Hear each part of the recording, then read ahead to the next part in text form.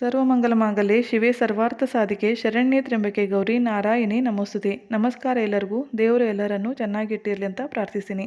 ಇವತ್ತು ಗುರುವಾರ, ಗುರುವಿನ ವಾರ. ನಮ್ಮ ಗುರುಬಲ ಸ್ಟ್ರಾಂಗ್ ಆಗಿತ್ತು ಅಂದರೆ ಜೀವನದಲ್ಲಿ ಸಮಸ್ಯೆಗಳ ಪ್ರವಾಹ ಕಡಿಮೆ ಇರುತ್ತೆ. ಗುರುಬಲ ಸ್ಟ್ರಾಂಗ್ ಆಗಬೇಕಾದರೆ ನಾವು ಗುರುವಿಗೆ ಶರಣು ಹೋಗಬೇಕು. ಶ್ರೀ ಸ್ವಾಮಿ ಸಮರ್ಥ ಮಹಾರಾಜರು, ರಾಘವೇಂದ್ರ ಸ್ವಾಮಿಗಳು, ಶಿರಡಿಯ ಸಾಯಿಬಾಬಾ, ಶ್ರೀ ದತ್ತಗುರು ಇವರೆಲ್ಲ ಗುರು ರೂಪದಲ್ಲಿರುವ ದೇವರು. ನಿಮ್ಮ ಜೀವನದಲ್ಲೂ ಯಾರನ್ನಾದರೂ ನೀವು ಗುರುವಾಗಿ ಗುರುಪದ ತೆಗೆದುಕೊಂಡಿದ್ರೆ ಅಥವಾ ಆರಾಧಿಸ್ತಾ ಇದ್ದರೆ ಆ ಗುರುವಿನ ಭಕ್ತಿಯನ್ನು, ಆರಾಧನೆಯನ್ನು ನೀವು ಗುರುವಾರ ಮಾಡಬಹುದು. ಇದರಿಂದ ಗುರುಬಲ ಸ್ಟ್ರಾಂಗ್ ಆಗುತ್ತೆ. ಗುರುವಾರ ಹಳದಿ ಬಣ್ಣದ ವಸ್ತ್ರಗಳನ್ನು ಧರಿಸಬೇಕು. ಹಳದಿ ಬಣ್ಣದ ವಸ್ತುಗಳನ್ನು ದಾನ ಮಾಡಬೇಕು.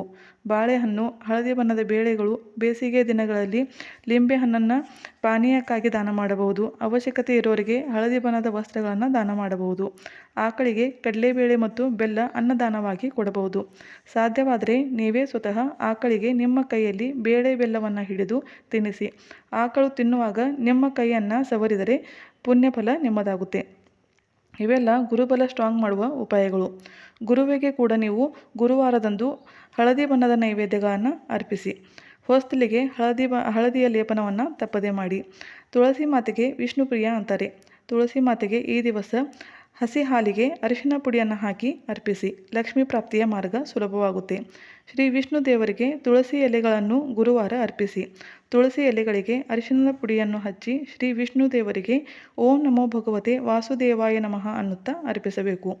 ಗುರುವಾರ ಶ್ರೀ ವಿಷ್ಣು ದೇವರ ಆರಾಧನೆಗೆ ಕೂಡ ಮೀಸಲಾದ ದಿವಸ. ವಿಷ್ಣು ಸಹಸ್ರನಾಮವನ್ನು ಆಲಿಸಿ ಅಥವಾ ಪಠಿಸಿ.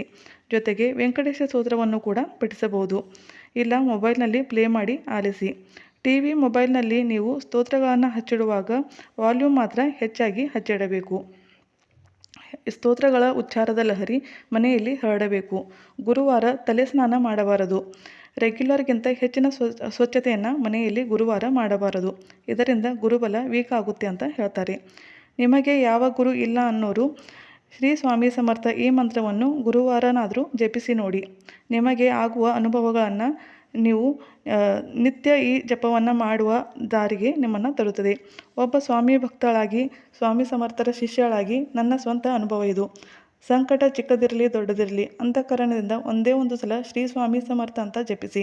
ಅದೇ ಕ್ಷಣಕ್ಕೆ ಸ್ವಾಮಿ ನಿಮ್ಮನ್ನು ಆ ಸಂಕಟದಿಂದ ಹೊರಗೆ ತರ್ತಾರೆ. ನಾನು ಹೇಳ್ತೀನಿ ಅಂತನಾದರೂ ಒಂದೇ ಒಂದು ಸಲ ಟ್ರೈ ಮಾಡಿ ನೋಡಿ.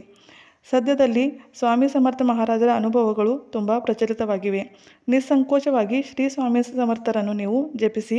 ಅಂತಃಕರಣದ ಕೂಗಿಗೆ ಓಗೊಟ್ಟು ನನ್ನ ಸ್ವಾಮಿ ಬಂದೇ ಬರ್ತಾರೆ. ಶುಭವಾಗಲಿ ಎಲ್ಲರಿಗೂ. By, take care.